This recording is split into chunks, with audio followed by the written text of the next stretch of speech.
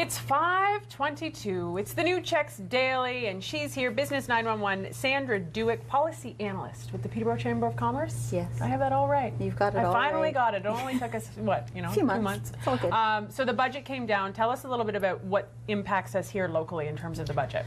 I think what's going to impact us here is the announcement for the apprenticeships and the interest-free loans for apprenticeships up to $4,000 for anybody taking a Red Seal trade, which is huge, especially with the Kawartha Trades and Technology Center at Fleming.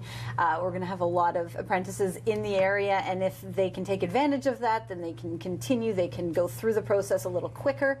And then once they get out, there's also money for internships. There's about 3,000 positions, including 1,000 for small, medium enterprises. Awesome. So that's huge. And, you know, again, with the budget, it is a footprint.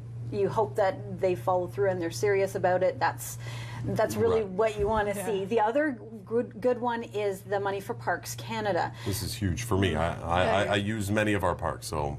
Yes, and we have $392 million. I mean, spread across Canada.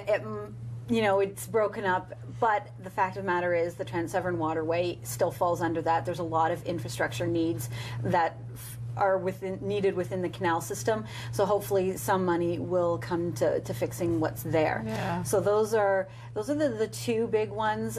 The other thing is that from the Chamber perspective, the Canada Jobs Grant, they are still going to be rolling that out. The federal government's committed a little bit more. There was a lot of provincial pushback, including pushback from the Chamber movement as to how this was going to affect current programs that are out there for this type of thing.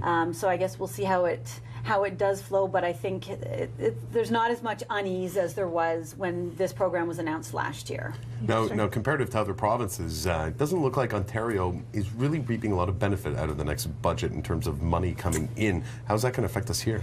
It is. It's going to have an impact, and that's something that we're going to be digging a lot further on because the federal transfer payments, it's been identified in our Emerging Stronger document. And so that is one that we're definitely keeping an eye on because there's a lot of concern there. The reform of that formula is something that governments have tried to tackle, but it's so difficult. So we're going to dig into it, see if there's anything there that we can find as a way to promote as to why Ontario should be getting more. Because I think we're the only one out of the provinces that isn't.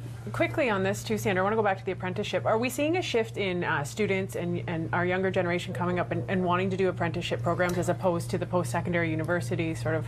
I think you are going to see, because it's been talked about for the past 3-4 years. That's all we're hearing is we need people in the skilled trades. We've got the KTTC coming, and so we're putting the pieces in place to see this happen.